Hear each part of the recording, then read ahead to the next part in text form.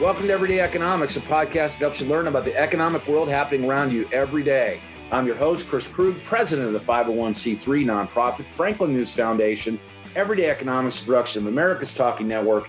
You can check out all of our great podcasts at americastalking.com. To support Everyday Economics, please make your tax-deductible charitable contribution by clicking the link in the show description. Today is Friday, October 28th. And joining me, as always, is Dr. Orphe Divounguy. He's a PhD economist. He penned a story or an article. I'm not sure this is an opinion piece or this is some straight news reporting, maybe a little bit of both, but it appeared in Zillow.com in the middle of October, so just a couple of weeks ago. Dr. Orphe Divounguy, tell me about this story, the headline of which is Declining Demand Drives Price Pullback. What's going on in the housing market? We talked about this, the fact that this slowdown in house prices is very, very different from anything we've seen in the past. If you recall, right before the global financial crisis, housing prices started to fall because we had a bunch of distressed sellers, people who could no longer afford their mortgage payments, basically walked away from their homes. And in this case, we have a slowdown in house prices that is mostly demand-driven. Affordability falling to an all-time low because of the rapid surge in mortgage rates that we saw at the beginning of this year, and that's still ongoing. I think mortgage rates cleared 7% yesterday.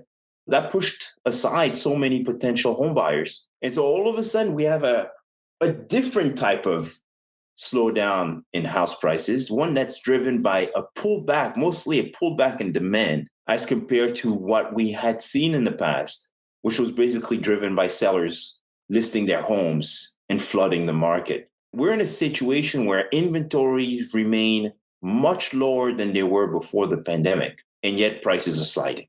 Yeah, and there's some markets that have been impacted more than others. I think that, one of the things that I appreciated from the article that you wrote was the way that you charted out the differences between cities and what was going on with regard to demand inside of those markets. I mean, the top of the list, Greensboro, North Carolina, demand is down 67.6%. All the way down. If you follow this massive cascade, there's all of these markets that are down. You got to get down to Richmond, Virginia, before I see one that's trending in a positive direction. And on your chart, there are only two markets that were positively trending: Richmond, Virginia, and New Orleans, Louisiana.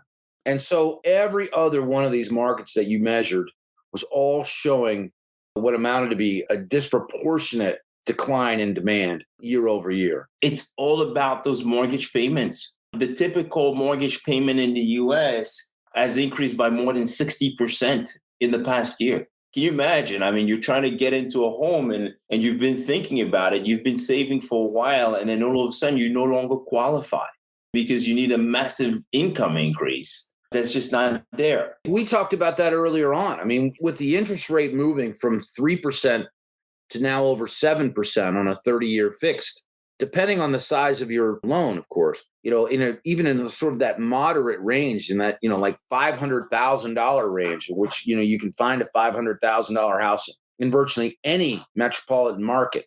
It might be 1,300 square feet if you're buying it in the Bay Area, or maybe not even that large. It might be 4,000 square feet if you were buying it in Omaha, Nebraska. But nonetheless, there's $500,000 homes that could be purchased in every market. That loan to you, what your obligation from the standpoint of the interest, could be $1,000 difference between March of this year and today.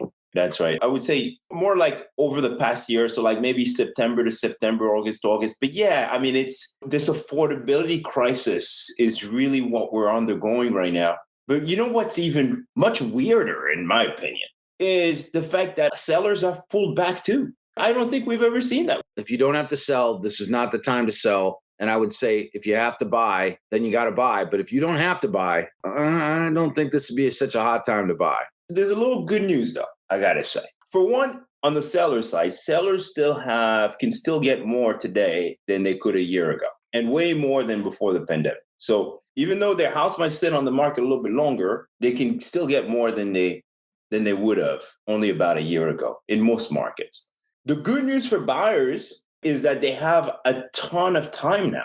There's no more bidding wars, right? They have breathing room. They can take their time to find the right home. But also, there's so many programs out there, down payment assistance programs that didn't exist. But also, the fact that many lenders now use on-time rent payments in their lending criteria. Right. I think that's important, right? And so you have a lot of Americans who are paying these high monthly rents, right? And can therefore afford to pay some of these mortgage payments, but they don't have the credit or the credit history, right? Or a lot of people are credit invisible. So this is definitely helpful. So things are changing really rapidly. There's a massive market rebalancing underway, but it's very weird. It's very different from anything we've seen in the past. Well, let's cut it there. I want to come back and talk about rents on the next episode. For Orphe Divounguy, this has been Chris Krug. Subscribe to Everyday Economics and dozens of other quality podcasts at americastalking.com.